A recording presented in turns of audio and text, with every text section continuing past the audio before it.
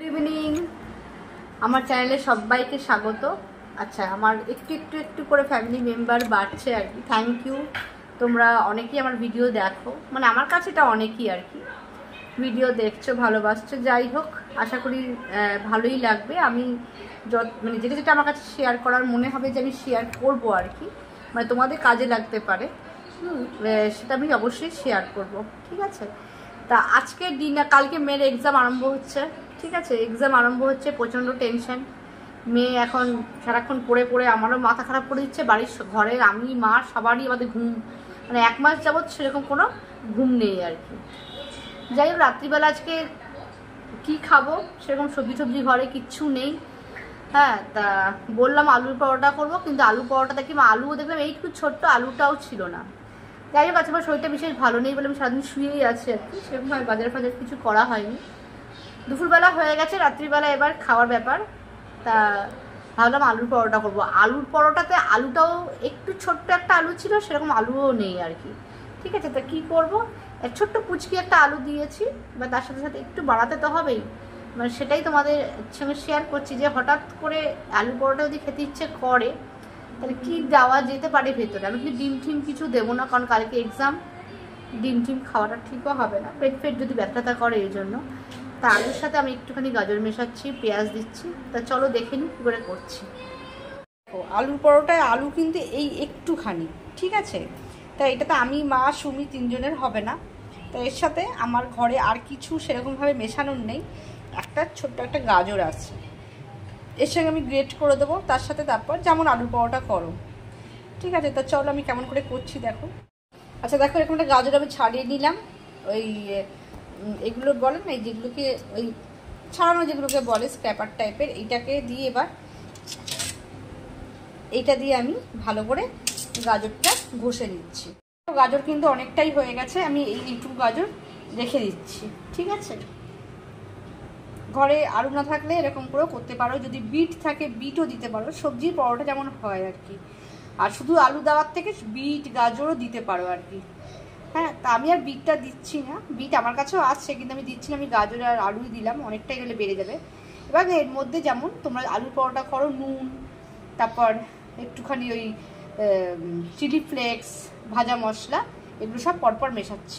দেখো, এর মধ্যে দিলাম নুন, চিলি ফ্লেক্স, আর এই যে ভাজা মশলা আমি বানিয়ে রেখেছি। এই ভাজা মশলাটা হচ্ছে গোটা জিরে আর শুকনো লঙ্কা, এটাকে ভাজা ভাজা করে তারপর মিক্সিতে বেটে নিয়েছি। তাই এটা আমি করেই রেখেছি।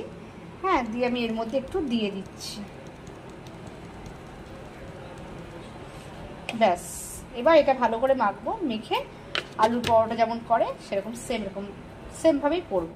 আচ্ছা, এর মধ্যে আরেকটা জিনিস দিচ্ছি, সেটা হচ্ছে পেঁয়াজ, ঠিক আছে। তোমরা পেঁয়াজটা স্কিপ করতেও পারো, আমি একটু পেঁয়াজ, চিলি ফ্লেক্স, তারপর ওই ভাজা মশলার গুঁড়ো, গাজর, আলু দিয়ে একটা পেস্ট তৈরি করে দিচ্ছি।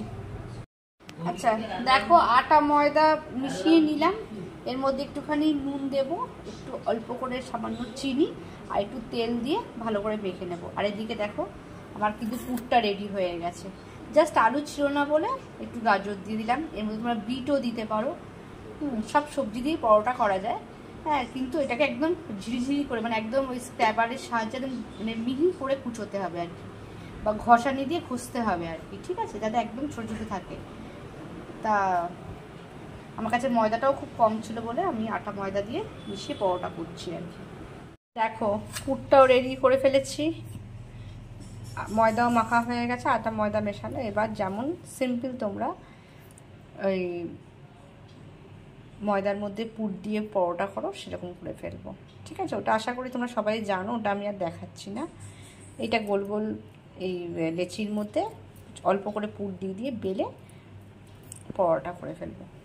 এই যে পরোটা হয়ে গেছে, মা একটু ভাত আর একটা পরোটা নিয়েছে, আর এই যে সুমি একটু আচার দিয়ে খাচ্ছে। সুমি ভালো লাগেনি কেন বলো তো, সুমি একদম আটার খেতে ভালোবাসে না, মানে আটা ময়দা মেশানো আছে বলে ওর ভালো লাগছে না। ও বলছে করবে যখন ময়দারই করবে, মানে সে যাই হোক না কেন। আর সুমি কালকের এক্সামের জন্য কেমন প্রিপারেশন, আমার দিকে তাকা। ও 1 মাস ধরে ওর ভালো লাগছে না মানুষকে। ও বিরক্ত, এমনি কালকে এক্সাম, তারপর আরো রেগে যাচ্ছে। ও এই পুরটা কিন্তু বেঁচে গেছে। এই পুরটা আমি আর ফ্রিজে রেখে কি করব, আমার কাছে 2-3 পিস ব্রেড আছে, তো এটার মধ্যে একটুখানি এই ছোটো ছোটো বাটারগুলো আছে, একটুখানি টোস্ট করে এর মধ্যে স্যান্ডউইচের মতন বানিয়ে ওপরে মেয়োনিজ দিয়ে নিচ্ছি। এর মধ্যে একটু বাটার দিয়েছি, বাটার দিয়ে এই ব্রেডটা দিয়ে দিলাম। তোমরা অনেকেই হয়তো ভাববে রাত্রিবেলা এটা আবার কেউ খায় নাকি, না খায় না, কিন্তু যেহেতু মানে আমি কি বলো তো ওইভাবে মেপে খাই না, আমার যেটা যখন ইচ্ছা আমি খেয়ে নিই।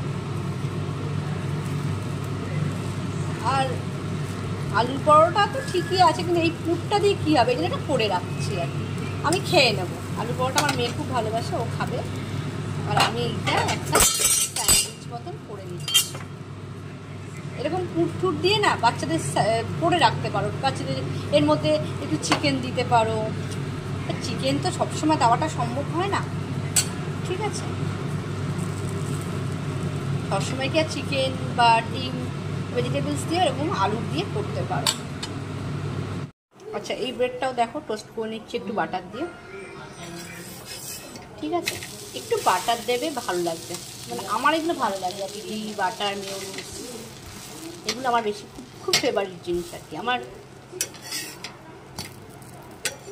মানে বেশ এগুলো জানি এগুলো খুব খেলে মোটা হয়ে যায়, কিন্তু আমার খুব ভালো লাগে। আচ্ছা এরকম করে আমি গ্যাসটা আবার বন্ধ করে দিচ্ছি, দিয়ে এবার এরপর আমি একটু মেয়োনিজ দিয়ে দেবো। এই দেখো একটু মেয়োনিজ দিয়ে দিলাম, ঠিক আছে, এবার এই বাটার দিয়ে ভাজা ব্রেডটা এর ওপরে দিয়ে দিলাম, ব্যাস হয়ে গেল, একটা স্যান্ডউইচও হয়ে গেলে। এর মধ্যে তোমরা ডিম দিতে পারো, শসা দিতে পারো, আমি আর এগুলো কিছু দিলাম না রাত্রিবেলা, তো একদম হালকা খাবার। তাহলে দুখানা রেসিপি তোমাদের সঙ্গে শেয়ার করলাম। আলুর পরোটা, আলু মানে সবজি দিয়ে পরোটা করলাম, গাজর ফাজর দিয়ে, আলুটা যেহেতু কম আছে, আর এই এক্সট্রা পুরটা দিয়ে আমি এরকম ব্রেড দিয়ে একটা স্যান্ডউইচ তৈরি করে নিলাম।